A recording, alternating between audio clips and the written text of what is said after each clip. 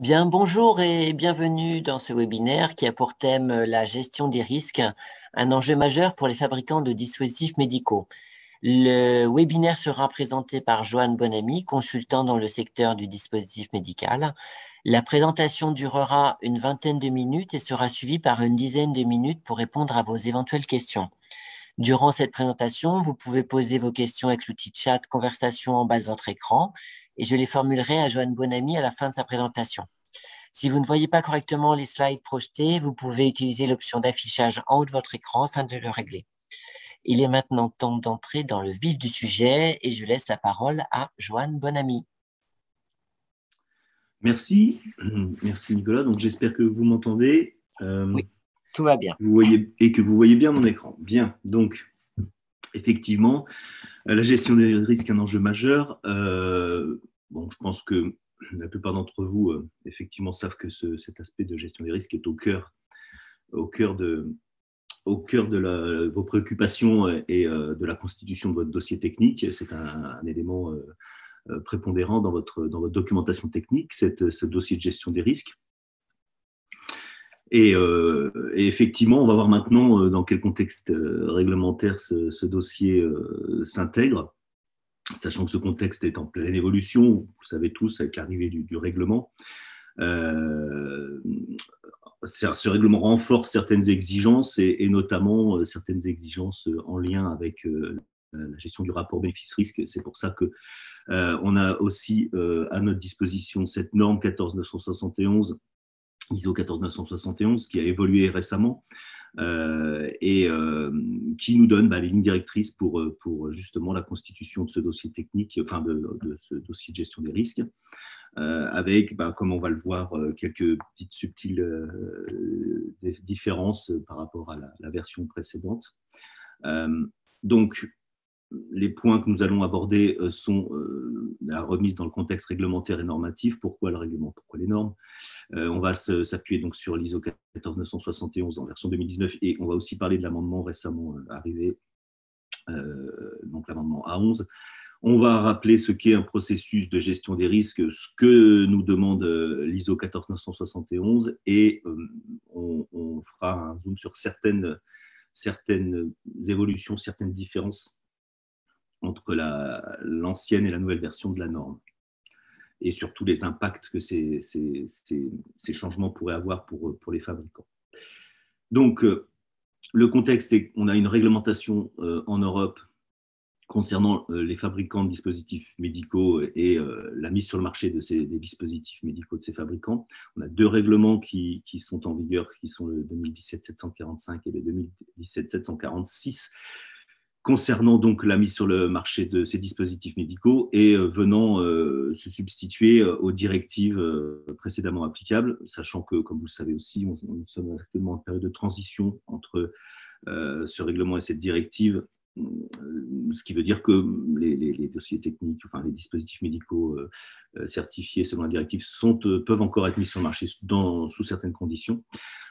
Et dans cette période de transition, les fabricants sont tous en cours de mise à jour de leur documentation relativement à cette réglementation, cette nouvelle réglementation, pour pouvoir déposer des dossiers techniques.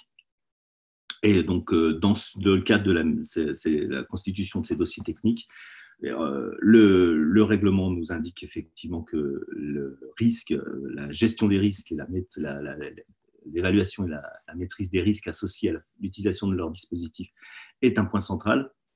Et donc, le règlement inclut l'obligation de maîtriser ces risques relativement à l'utilisation des dispositifs médicaux.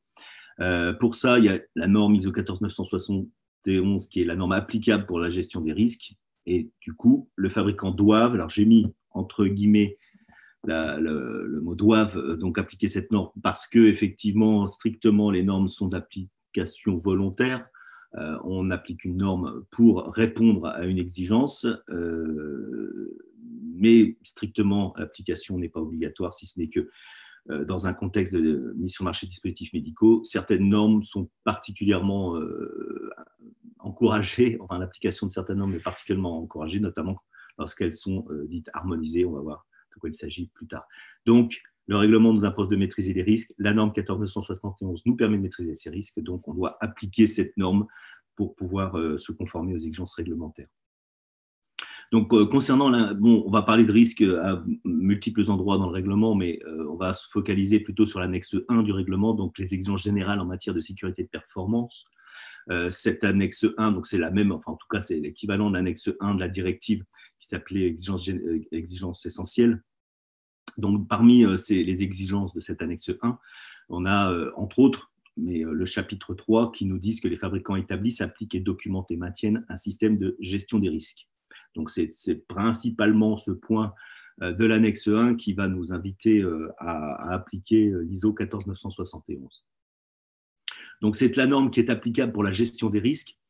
Elle a été amendée en décembre 2021. Alors, cet amendement a consisté enfin, elle est passée en version EN, donc cet amendement version EN a consisté notamment à y inclure ce qu'on appelle les annexes Z. Alors, pour ceux à qui ça parle, c'est les annexes que l'on retrouve en début de norme et qui nous indiquent les relations entre les normes considérées et la réglementation européenne.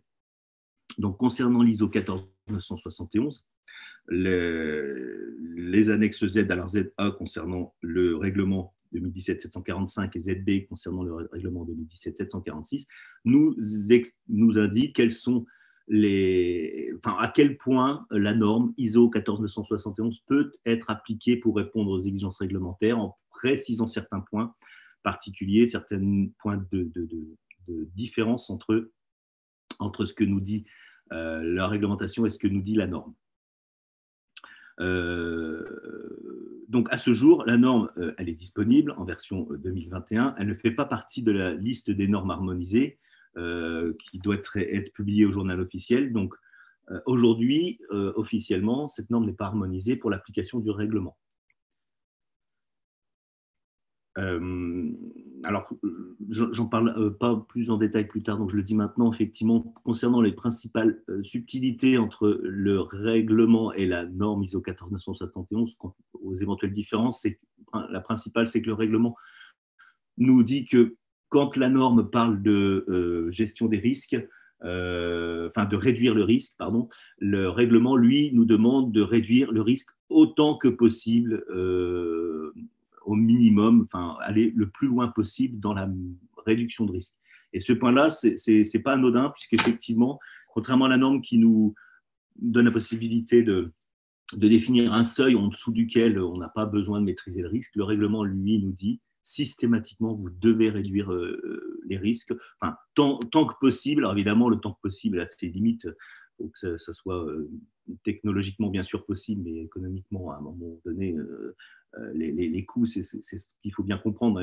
La réduction est toujours possible à l'infini, mais les coûts deviennent absurdes à partir d'un moment. Donc, il faut les réduire autant que possible de façon raisonnable, et c'est cette façon raisonnable qui n'est pas toujours facile à estimer. Mais en tout cas, dans votre système, vous ne pouvez pas dire que vous arrêtez de réduire les risques quand vous atteignez un seuil. Non, vous arrêtez de réduire quand vous avez fait tout ce qui était décemment possible de faire.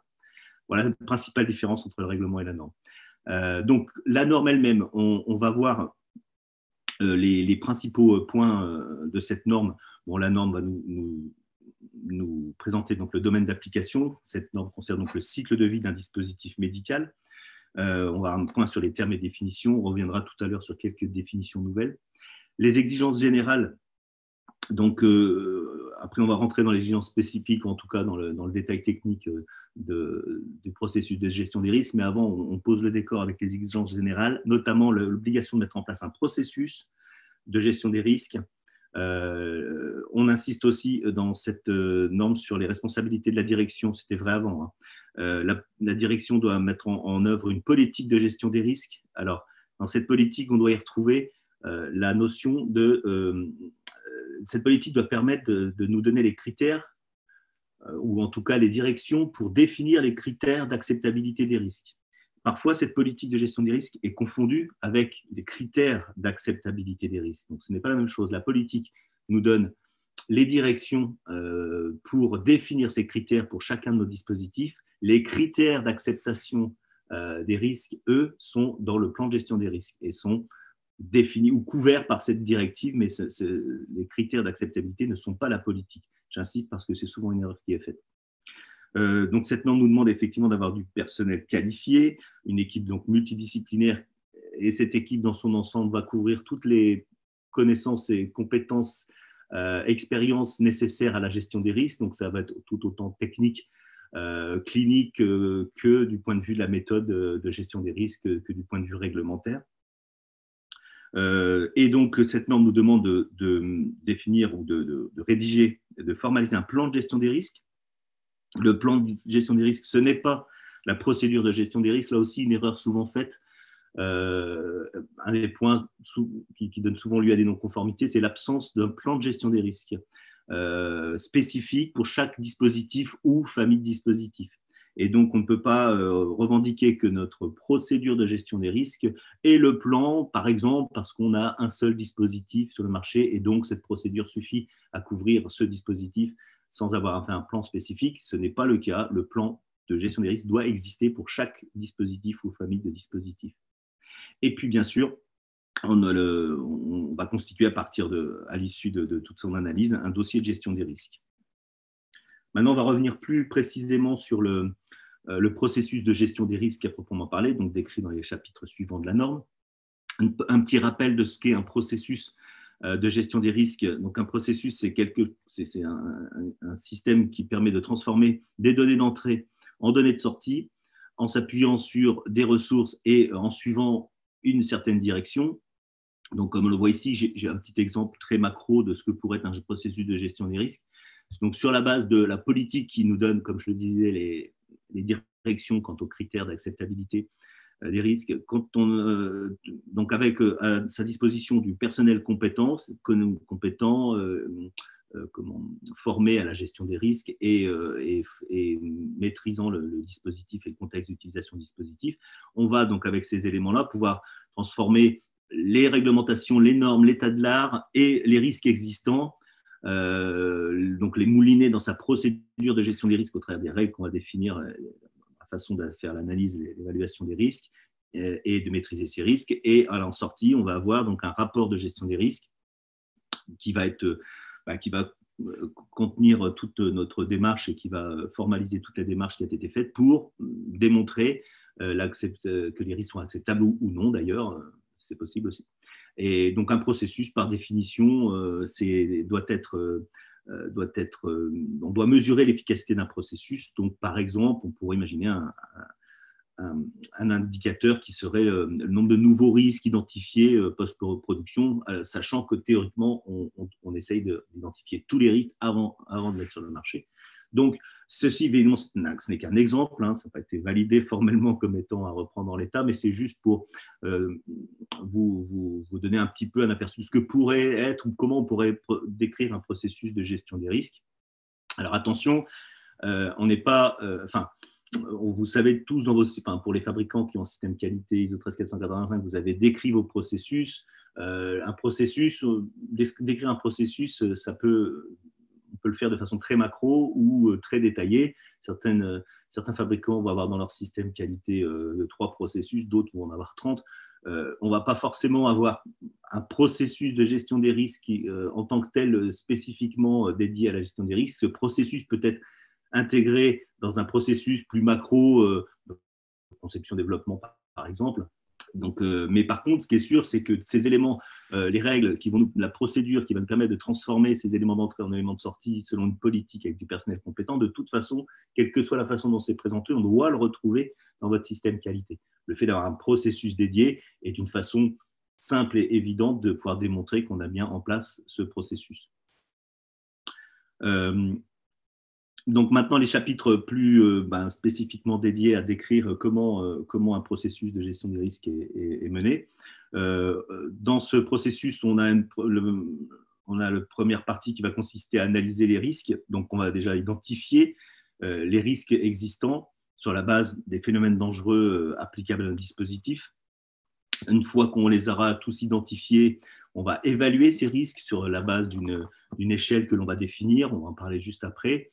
On va évaluer, c'est-à-dire évaluer l'importance de ces risques en fonction de leur probabilité, leur gravité. On va ensuite mettre en place des mesures de maîtrise des risques pour réduire ces risques et pouvoir réévaluer ces risques à la baisse, si possible, pour qu'à la fin du processus, on puisse avoir des risques acceptables. Donc effectivement, chaque risque va être évalué quant à son acceptabilité sur la base de critères, comme on l'a dit tout à l'heure, eux-mêmes inspirés de la politique. Ensuite, on va étudier le rapport, on va vérifier que notre processus de gestion des risques a bien été respecté. Ça aussi, c'est un point important qu'il va falloir formaliser, l'idée qu'à un moment et formalisé d'une certaine façon, on va montrer qu'on a bien appliqué notre processus, qu'on a bien déroulé les étapes du processus, qu'on a bien appliqué nos critères et qu'on a bien évalué l'acceptabilité globale du risque résiduel. Et puis, dans cette norme, on nous indique au chapitre 10 qu'on doit aussi mettre en œuvre, et ce, avant la mise sur le marché, bien entendu, mettre en œuvre, ou en tout cas planifier les activités de production et de post-production. En d'autres termes, planifier notre surveillance post-marché. Et c'est effectivement à l'issue de cette analyse de risque qu'on est en mesure de connaître les risques spécifiquement, les risques les plus importants qui sont à suivre en priorité sur cette surveillance post-marché. Donc, pour ceux qui ne connaîtraient pas, mais je pense que ce schéma vous parle bien, il est extrait de la norme, hein, c'est cette fameuse matrice d'évaluation des risques. Donc c'est un exemple encore, hein, la norme nous donne cette matrice comme exemple avec 5 niveaux de probabilité, 5 niveaux de gravité. Donc dépendamment de risque par risque, dépendamment de cette probabilité et de cette gravité, on va pouvoir le placer sur une échelle et définir dans cette échelle différents niveaux de risque entre inacceptables pour les plus importants et non significatifs ou négligeables pour les moins importants. Donc ça, c'est ce que dit la norme. En l'occurrence, c'est ce que dit l'ISO 24971, qui est une norme qui est faite pour nous aider à appliquer la 14000, pour un peu rentrer dans le détail des exigences de l'ISO 14000. Je vous invite à regarder cette norme. Et donc, attention, ce n'est qu'un exemple. Et là aussi, la notion de risque non significatif ou négligeable ne signifie pas de réduire malgré tout autant que possible lorsqu'il s'agit d'appliquer cette norme dans le cadre du règlement 2017-745. Donc, concernant l'impact, ou en tout cas quelques différences ou subtilités entre l'ancienne et la nouvelle version de la norme, on va avoir, par exemple, dans le périmètre d'application, on va avoir les risques relatifs à la sécurité des données et des systèmes, c'est-à-dire que dans un dispositif médical de type logiciel, ou soit logiciel standalone, soit logiciel embarqué dans un électromédical, on pourra aussi avoir des risques donc associés à la possibilité d'intervenir sur les données, de modifier ou de supprimer certaines données dans le système informatique. Donc, ces risques-là ont été ajoutés. Alors, attention, il ne s'agit pas uniquement il s'agit pas du risque du point de vue, par exemple, des exigences RGPD, de la sécurité des données en règle générale. Il s'agit des risques relatifs à la sécurité des données qui pourraient avoir un impact sur la sécurité ou la performance, qui pourrait avoir un impact sur le patient ou l'utilisateur du dispositif. Donc, on a effectivement dans le plan de gestion des risques, la nouveauté, c'est l'obligation de définir la méthode et les critères d'évaluation des risques résiduels global. Donc, on doit retrouver dans cette politique de gestion des risques. Au niveau de l'analyse de risque à proprement parler, on nous demande de déterminer les mauvais usages raisonnablement prévisibles. Donc là, c'est une nouvelle définition de la norme, c'est mauvais usage raisonnablement prévisible. Ce n'est pas toujours évident pour tout le monde. Cette notion ne doit pas être confondue avec les erreurs d'utilisation. Donc les erreurs d'utilisation, dont on parle plus, donc le point suivant qui nous parle de la séquence ou combinaison d'événements, et fait référence à l'IEC 62366, donc la norme sur l'ingénierie, l'aptitude à l'utilisation. Donc ce sont des erreurs involontaire d'utilisation du dispositif, alors que le mauvais usage raisonnablement prévisible, c'est la notion comme quoi le fabricant doit anticiper les mauvais usages volontaires, c'est-à-dire s'il est reconnu que dans certains contextes, certains praticiens ou certains personnels utilisent un dispositif volontairement d'une façon ou dans un but qui n'est pas celui destiné par le fabricant, il faut quand même prendre en compte ces risques jusqu'à un certain point. Donc, on doit, dans son étape d'analyse de risque, réussir à prendre en compte tous ces usages, ces mauvais usages raisonnablement prévisibles. Et en fait, enfin, concernant l'évaluation du risque résiduel global, on doit analyser le rapport bénéfice-risque en tenant compte de l'ensemble des risques résiduels. Et à ce sujet, concernant le bénéfice principalement, le règlement insiste assez lourdement sur cette notion de définition du bénéfice. On parle même de bénéfice quantifié dans l'article 8 de l'annexe 1. Donc, il existe une norme, la XPS 99-223, pour ceux qui ne la connaîtraient pas, qui nous donne des éléments de réflexion pour mettre au point une méthode pour évaluer le rapport bénéfice-risque, donc qui va constituer à attribuer au bénéfice un peu les mêmes méthodes que l'évaluation des risques. Donc voilà, donc, le règlement disponible en ligne donc, à tout le monde. La norme, les normes qui malheureusement faut acheter, donc on a bien la 14 971, l'amendement. La 24 971, encore une fois, que je vous conseille vivement de vous procurer. La 62 366 sur l'aptitude à l'utilisation et donc cette XP 99 223. Voilà pour moi. Je vous laisse poser vos questions. En tout cas, je vais essayer d'y répondre du mieux que je peux. Merci, merci beaucoup, Johan, pour cette présentation très riche en enseignements. Alors, effectivement, on a reçu pas mal de questions, donc je vais sans perdre un instant en formuler quelques-unes, mais vous pouvez bien évidemment continuer à en poser via le chat et Johan y répondra avec plaisir. Alors, une première question, c'était quel outil avoir pour gérer les processus de gestion des risques?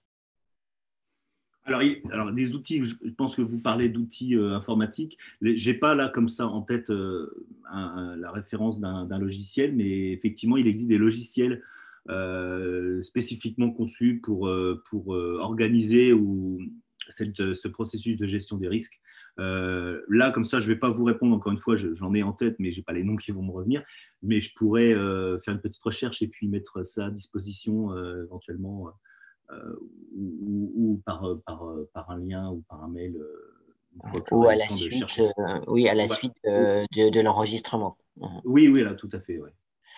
Alors, une deuxième question, une procédure documentée est-elle obligatoire ou suffit-il d'avoir des enregistrements comme un plan ou un registre?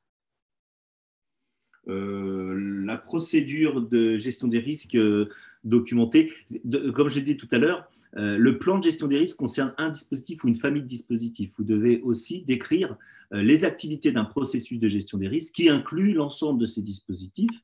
Donc, à mon sens, moi, je vous conseille vivement d'avoir une procédure qui explique ne serait-ce que le fait de devoir définir une politique, de devoir définir un plan pour chaque dispositif. Et je vois mal comment on peut décemment démontrer à son organisme notifié ou de certification que l'on applique un processus sans décrire ce processus. Donc, je dirais oui. D'accord. Alors, j'enchaîne. Peut-on appliquer l'AMDEC pour la gestion des risques au niveau des DM? Alors oui, l'AMDEC, c'est effectivement un outil qui est d'ailleurs cité dans une annexe de la norme, alors la 24 971 maintenant. Alors, je sais pas, peut-être qu'il est resté dans les annexes de la 14 000, ben, peu importe. Effectivement, c'est un des outils de gestion des risques qui est présenté dans la norme comme possible méthode. Alors, effectivement, l'AMDEC, lui, est ouvert sur la notion de… et plus à la base, existe pour la gestion de la production du dispositif et pour la productivité de la fabrication, donc pour aussi limiter les défauts en sortie de chaîne, etc. Donc, c'est une méthode qui n'était pas à la base orientée sur la sécurité pour les patients ou les utilisateurs, mais cette méthode est parfaitement adaptée, avec un petit bémol, faire attention avec la notion de détectabilité qu'on va retrouver dans l'AMDEC. Effectivement, l'AMDEC se base sur la probabilité, gravité, détectabilité. C'est utilisable, la détectabilité, mais il faut bien avoir en tête qu'elle n'est pas dans la norme. J'ai eu parfois des informations sur des retours d'organismes notifiés qui n'étaient pas forcément d'accord avec cette notion de détectabilité. Elle est pas on n'en parle pas dans la norme, et en fait, la détectabilité doit être intégrée dans le calcul ou l'évaluation de la probabilité, c'est-à-dire que la probabilité qu'un événement survienne et ou que le fait de détecter, c'est-à-dire que l'utilisateur, par exemple, puisse identifier le problème avant de l'utiliser, va réduire finalement la probabilité d'occurrence du problème. Donc, cette détectabilité dont on parle dans l'AMDEC est je dirais, intégrée à la notion de probabilité dont parle l'ISO 14971. Donc, ce troisième paramètre est intégré dans la probabilité, selon moi.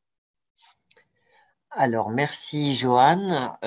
Une autre question. Donc, la maîtrise des risques doit-elle prendre en compte les ressources humaines, matérielles et financières au moment T, où on analyse les risques, ou peut-on se projeter à long terme? Est-ce que tu veux que je repose la question? Oui, vas-y. Alors, oui. La maîtrise des risques doit-elle prendre en compte les ressources humaines, matérielles et financières au moment T où on analyse les risques, ou peut-on se projeter à long terme? Ah oui, alors non. Si la question est-ce que on peut avoir une approche par le risque, on va dire, progressive dans le temps, en considérant un instant T, si j'ai bien compris la question, Oui, c'est à un ça, je instant pense que c'est T, ça. j'ai tel moyen, telle ressource, etc., je maîtrise les risques autant que je peux dans ce contexte financier de ressources, etc., et je prévois de remettre à jour, ou en tout cas d'aller plus loin dans ma maîtrise des risques plus tard, et sous-entendu, après la mise sur le marché. Le fait de continuer à mettre à jour sa gestion des risques après la mise sur le marché, OK, mais le fait de prévoir qu'à un instant T, on ne va pas maîtriser tous les risques comme on sait pouvoir le faire parce qu'on n'en a pas les moyens. Effectivement, je parlais de moyens tout à l'heure, mais ce n'est pas dans cette idée-là qu'on a le droit d'échelonner, on va dire, son investissement de maîtrise de risque. Non. Avant de mettre sur le marché, on a mis en place tout ce qui était raisonnablement possible. Encore une fois, la notion de moyens, c'est pas, il faut que le produit, le dispositif mis sur le marché, soit aussi sûr que possible avant d'être mis sur le marché.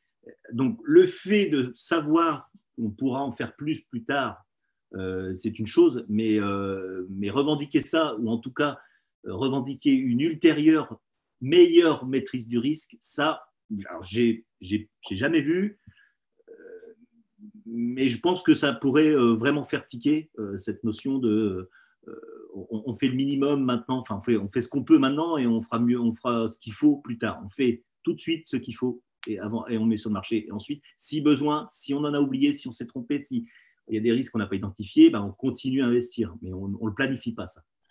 J'espère que j'ai bien compris la question, mais si c'est ça l'idée, je vous invite vraiment pas à le faire. Le message est passé. Alors, une autre question. Dans les compétences des intervenants dans ce processus de gestion des risques, faut-il une personne avec des compétences cliniques?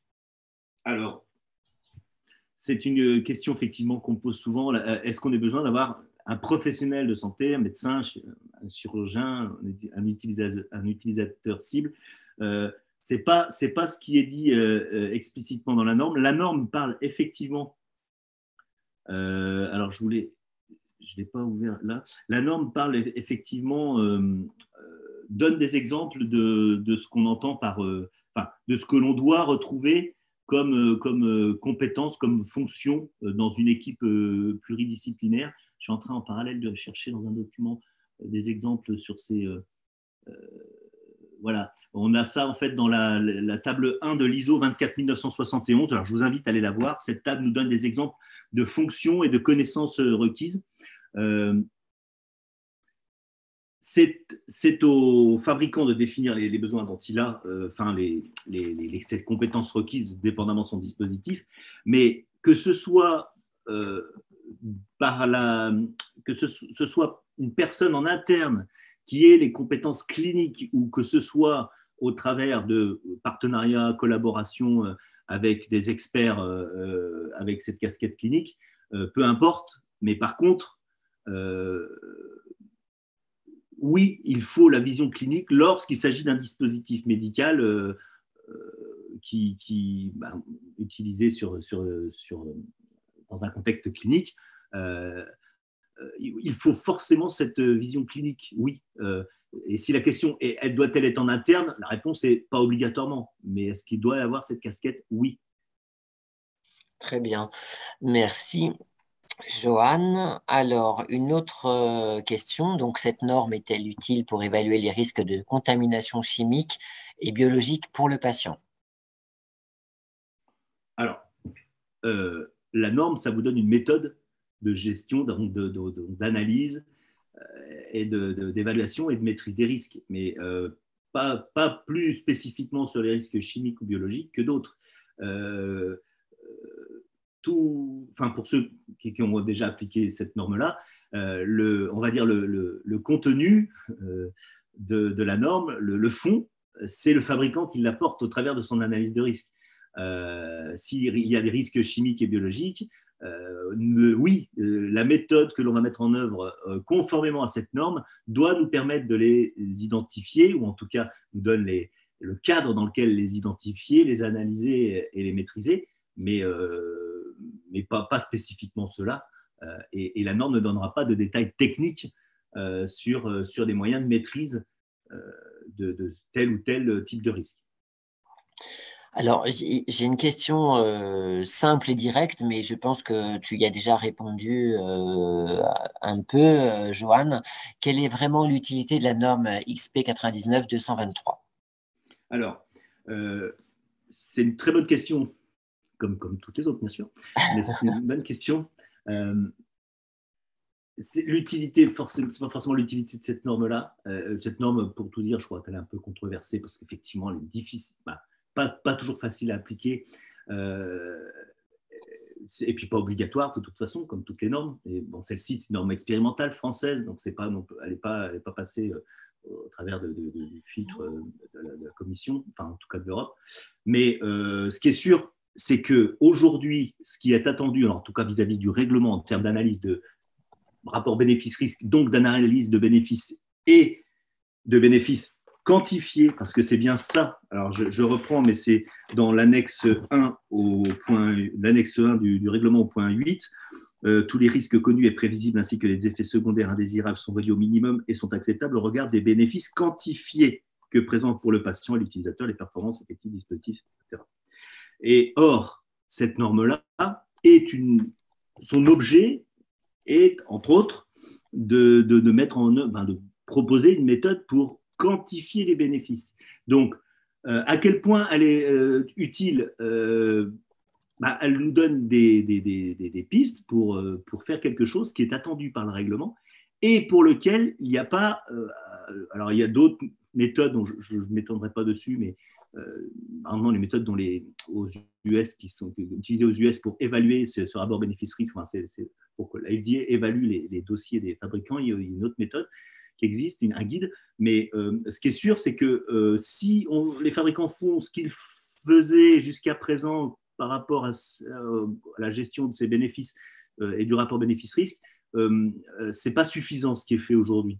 Globalement, enfin, bien sûr, il y a tous les cas sont différents, mais d'une manière générale, il n'y a pas de quantification. Alors, la quantification du bénéfice, le donné d'entrée, c'est bien l'évaluation clinique. On est d'accord que c'est dans cette évaluation qu'on va cibler, définir le bénéfice ciblé, et mesurer si on l'obtient. Et donc, l'utilité de cette norme, c'est de permettre de mettre en œuvre, ou en tout cas de formaliser, de documenter cette analyse de rapport bénéfice et du coup de la mettre en face le bénéfice avec le risque. Et donc, d'autres méthodes aussi efficaces sont appliquées, tant mieux, mais cette méthode a quand même le mérite d'exister et de répondre à ce point spécifique qui, je le rappelle, est un des points, on va dire, central de la nouvelle réglementation. Alors, merci Johan. Je vais passer une dernière question. Donc, la norme XP 99-223 paraît complexe d'utilisation. Les risques résiduels et l'évaluation clinique peuvent-ils suffire pour démontrer le bénéfice d'UDM? Est-ce que tu veux que je la répète? Non, non, j'ai compris. Les risques résiduels et l'évaluation clinique sont effectivement les sources que l'on utilise pour définir le rapport bénéfice-risque. Donc oui, bien sûr, les informations, les éléments dont on dispose pour ce rapport bénéfice-risque, c'est effectivement les risques résiduels et les données de sortie de l'évaluation clinique. La question, elle est plutôt sur la forme. Et cette norme-là nous donne un moyen de documenter, de formaliser cette analyse. Le souci, c'est que comment mettre au regard des risques et des bénéfices de façon purement littérale, c'est un peu ça l'idée. C'est-à-dire que souvent, pour caricaturer, ce que je rencontre, c'est donc on a foultitude de pages sur l'analyse des risques. À la fin, on a foultitude de risques identifiés, des risques résiduels. Et en face, on dit oui, mais alors je caricature, hein, mais oui, mais l'évaluation clinique a démontré que les risques que les bénéfices existaient et qu'ils étaient importants, et donc du coup tous ces risques sont acceptables au regard du bénéfice. Ça peut suffire quand les choses sont simples, quand les données sont peu nombreuses et quand il y a une certaine évidence. C'est un peu, donc là je vous parlais de la méthode US qui consiste à y aller par étapes, et si c'est évident que les risques sont négligeables par rapport aux bénéfices, effectivement ça peut suffire, mais quand c'est moins évident, et parfois, voire souvent, c'est pas si évident sur certains dispositifs, eh bien il faut pouvoir formaliser ça. Et donc, ces risques résiduels et ce bénéfice démontré dans l'évaluation clinique, ils sont toujours, normalement, ils existent toujours, mais moi, j'attendrai en tant qu'auditeur à ce qu'on me mette ça en forme de façon à ce que je comprenne que ce rapport, il est vrai, enfin, qu'on a vraiment fait la balance sur la base d'une quantification des deux éléments.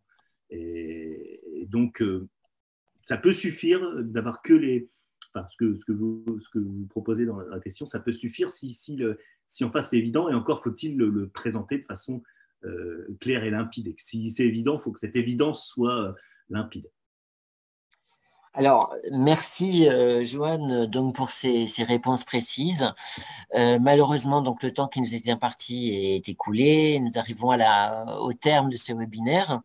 Nous serions bien restés effectivement ensemble pour continuer à échanger, mais rassurez-vous, donc le webinaire a été enregistré. Il sera disponible dans la journée sur parcourscroisé.com. Donc, je vous invite également à rejoindre les groupes de discussion dispositifs médicaux sur Parcours Croisé afin d'interagir avec vos pairs et retrouver de nombreux articles déjà publiés par nos auteurs. N'hésitez pas à liker, commenter afin d'enrichir les débats. Je vous remercie encore d'avoir été nombreux à suivre ce webinaire. Je remercie Joanne Bonamy pour sa présentation et à bientôt. N'oubliez pas, donc les échanges se poursuivent sur Parcours Croisé. Merci.